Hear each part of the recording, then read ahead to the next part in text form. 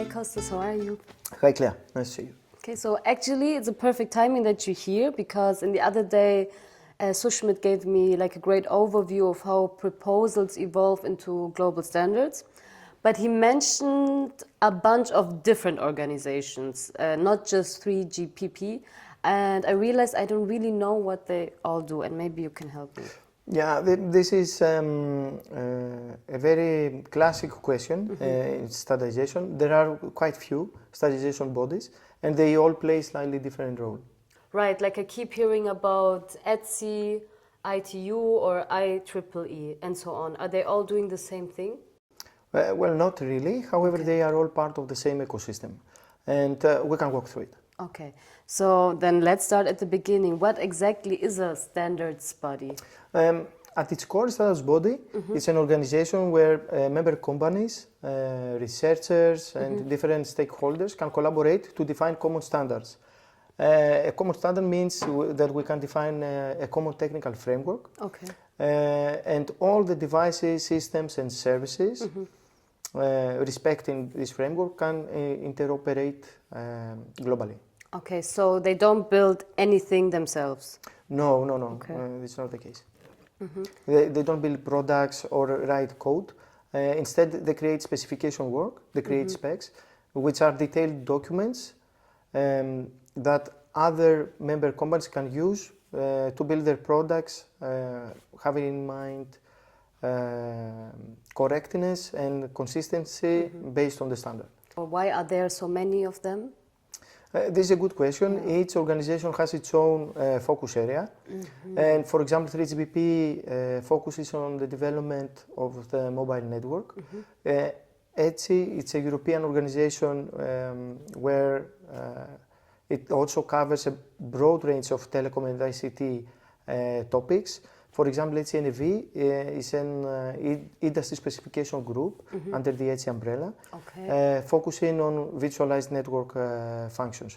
Or, for example, IEEE often handles things related to Wi-Fi standards and wired network technologies. Okay, got it. So it's like 3GPP does how your phone talks to the tower, and ETSI might handle how the whole system is virtualized. Yeah, well, this is a good way to think about it. Okay. Don't they overlap sometimes?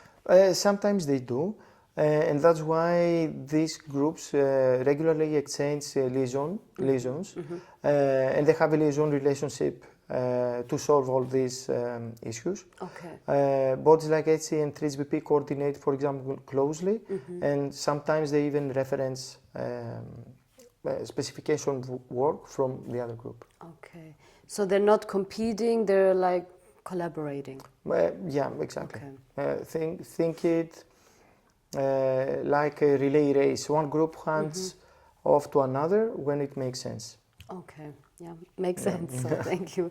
And who gets to be in these groups? Member organizations. To join a standardization group, a member company could be, for example, coming from the telco industry, or a vendor or a university, or even a group working for a government. And they nominated delegates to participate in the meetings and represent their organization in the meetings and the corresponding working groups.